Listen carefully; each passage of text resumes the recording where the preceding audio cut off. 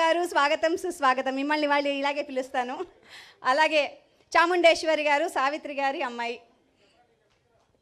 గట్టిగా చప్పట్లు కొట్టి మనం వాళ్ళకి స్వాగతం చెప్పచ్చు.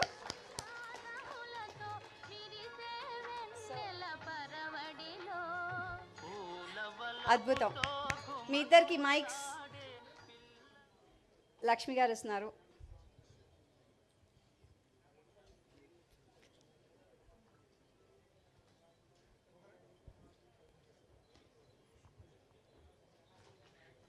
ఓకే, ఇప్పుడు స్టేజ్ మీదేనండి. ఎవరిని ప్రశ్నలు అడుగుతారో సురేఖ గారు, stage is all yours ma'am, please go ahead. ఇది అన్ఎక్స్పెక్టెడ్, ఇది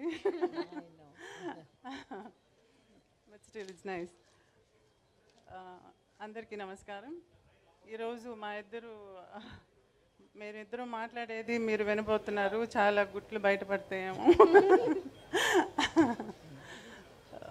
ముందు చాలా ఇన్ఫార్మల్గా చెప్తున్నాను. నేను రాగానే అన్నాను ముందు, ఈసారి వాళ్ళు ప్రజెంట్ చేసింది. సో నేను ఇంటికి వెళ్ళినప్పుడు ఇంటి ఆడపడుచు అని చెప్పి నాకు ఈ సారీ ఇస్తే నేను ఈ సారీయే కట్టుకుంటాను, పుస్తకం ఆవిష్కరణకి నేను ఈ సారీయే కట్టుకుంటానని చెప్పాను. So here I am. And ఇంకొక విషయం ఏంటంటే, చిన్నప్పుడు అంటే స్కూల్లో చదువుతున్నప్పుడు టీ నగర్లో రామకృష్ణ స్ట్రీట్లో నా క్లాస్మేట్ ఆనంది అని ఉండేది. ఎదురిల్లు అల్లుగారి ఇల్లు. మేము అక్రాస్ ద రోడ్ పరిగెత్తుకుని వెళ్ళేది, అడ్మైర్ చేసేవాళ్ళం సిస్టర్స్ని. వాళ్ళు చక్కగా సారీ కట్టుకుంటుంటే మేము అప్పుడు ఇంకా స్కర్ట్ అండ్ బ్లౌజ్లో ఉన్నాం అనమాట. సో మెల్లిగా హాఫ్ సారీ నుంచి సారీకి షిఫ్ట్ అవ్వడానికి ఆదుర్తా వాళ్ళని చూసి. సో ఎలా సారీ కట్టుకోవాలని నేర్చుకుంది కూడా వాళ్ళ దగ్గర నుంచి. సో అక్కడి నుంచి వచ్చిన క్లోజ్నెస్ ఇది. ఎక్కువగా కలవకపోయినా వేరే వేరే ఊర్లైనా స్టిల్ దట్ క్లోజ్నెస్ హార్ట్లో ఇంకా అలాగే ఉంది. So that continued. అండ్ ఒక ఇంట్రొడక్షన్ ఇవ్వాలి నేను, ఎందుకంటే సంజయ్ అన్నారు కదా మేము ఇంటికి వెళ్ళి పిలిచామని. బిఫోర్ దాట్, దానికి ముందే నేను ఫోన్ చేసి సురేఖకి ఫోన్ చేసి ఇలా అనుకుంటున్నాము, బుక్ ఉంది, అది చిరంజీవి అనే గారే దాన్ని రిలీజ్ చేయాలి అని అంటే, అసలు ఇంకో థాట్ లేదు, ఆయన అడగలేదు, ఏమీ లేదు. అయ్యో అవునమ్మా తప్పకుండా చేస్తారు, అంతా ఆయనే చూసుకుంటారని గబగబా చెప్పేసింది. అంటే అది కాదు, ఆయన్ని అడిగేసి అంటే నేను చూసుకుంటానులే అన్నీ అని చెప్పి పెట్టేశారనమాట. This is how it went. నేను ఇంటికి వెళ్ళి ఫార్మల్గా పిలవటం అదంతా తర్వాత. అప్పుడు నేను చూడలేదు. అంటే అవార్డు వచ్చిన తర్వాత, పద్మవిభూషణ్ వచ్చిన తర్వాత నేను చూడనే లేదు. నేను చూడాలి, నేరుగా వెళ్ళి ఇన్వైట్ చేయాలని చెప్పి మా ఆయన నేను ఇంటికి వెళ్ళి వాళ్ళని కలిసి ఇల్లంతా తిప్పి చూపించారనమాట. అంటే నాకు రెనోవేట్ చేసిన తర్వాత నేను చూడలేదు ఇల్లు. సో ఎంత చక్కగా నా చేయి పట్టుకుని ఒక తోడు పుట్టిన సిస్టర్ని ఎలా ట్రీట్ చేస్తారో అలా. నేను చిరంజీవి గారిని అన్నయ్య అని పిలుస్తాను, ఎందుకంటే ఈరోజు ఈ ఫంక్షన్ అంతా నేనేమన్నానంటే, ఇంట్లో సింపుల్గా ఈ బుక్ని రిలీజ్ చేసేసి మీడియా వస్తే చాలు, ఇంకేం వద్దు నాకు, మీ చేతులతో బుక్ ఇవ్వాలి అంతే, ఇంకేం వద్దు నాకు అని చెప్పా. ఇమీడియట్గా ఆయన ఇలా ఆలోచించి ఎవరైనా పిలవాలి, ఎంత పెద్ద ఫంక్షన్ చేయాలని ఆలోచిస్తున్నాను. నేను అలా కాదు, చిన్నదిగా చేద్దాం అంటే అలాగే చేద్దాంలే అని చెప్పేసి ఈరోజు ఇట్స్ కమ్ టు దిస్. అమ్మకు ఒక పెద్ద కొడుకుంటే ఏం చేస్తారో అది చేస్తున్నారు ఇవాళ. నేను ఎప్పుడు అంటుంటాను తమ్ముడిని, నువ్వు ముందు పుట్టుండకూడదా అని చెప్పి. బికాజ్ మేమిద్దరు కొంచెం ఇన్నసెంట్గా ఉండిపోయాం. We did know how to handle things. అన్నీ చాలా యంగ్ ఏజ్లో జరిగిపోయినాయి.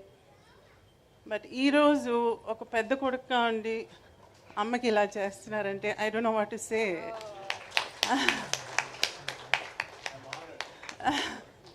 So thank you so much. I have no words. ఇంకా మీరు అడిగితే నేను సమాధానం చెప్తాను. నాకు తెలిసిన విషయం ఏంటంటే, సురేఖ గారు మెగాస్టార్ చిరంజీవి గారి మీద పెత్తనం జలాయిస్తారని తెలిసిపోయిందో ఇంట్లో.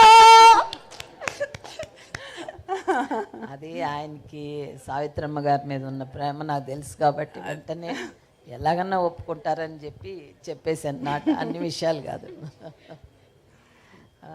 నాకు ఇలా మాట్లాడడం, స్టేజ్ మీద నుంచోవడం, కూర్చోవడం ఇవన్నీ కూడా చాలా కొత్త, ఇప్పుడు చేయలేదు. కానీ చాము నీ కోసం అయితే ఓకే కూర్చుంటాను, మాట్లాడతాను. అమ్మ కోసం మీరిద్దరూ ఏమైనా చేసేటట్టుకున్నారు. ముందు మీరిద్దరూ కలిసి స్టేజ్ మీద ఇలా ఫంక్షన్స్కి రావటం కూడా చాలా తక్కువ అని విన్నాను నేను. అటువంటిది ఈరోజు మన ఇద్దరం కూర్చొని మాట్లాడేటట్టుగా కూడా చేస్తున్నారంటే దట్ ఎక్స్ప్లెయిన్స్ ఎవ్రీథింగ్. స్టేజ్ మీద సో దట్స్ లవ్లీ. కాచమ్మ, నువ్వు నేను చిన్నప్పటి నుంచి తెలిసిన మధ్యన ఒక ఫ్రెండ్ ద్వారా ఇద్దరం కలుసుకునేవాళ్ళం. సో మీ ఇంటికి వచ్చి తిరిగేంత చనువు అప్పుడు లేదు నాకు. కానీ అమ్మ గురించి చాలా తెలుసుకోవాలని ఉండేది. అది నాకు ఈరోజు ఛాన్స్ వచ్చింది. So I want to ask you some things.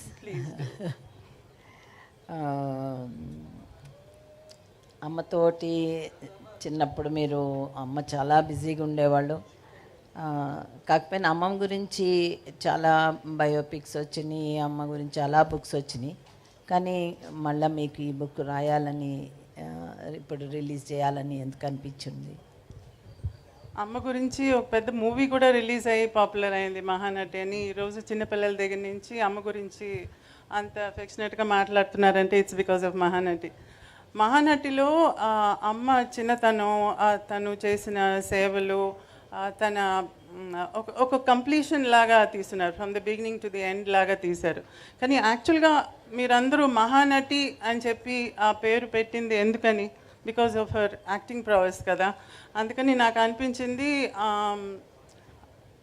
అమ్మ ఫిల్మోగ్రఫీ లాగా ఒక బుక్ ఉండాలి, వేర్ తను చేసిన ఇంపార్టెంట్ ఫిల్మ్స్ అన్నీ ఒక రికార్డ్ లాగా ఉండాలి ఒక బుక్లో.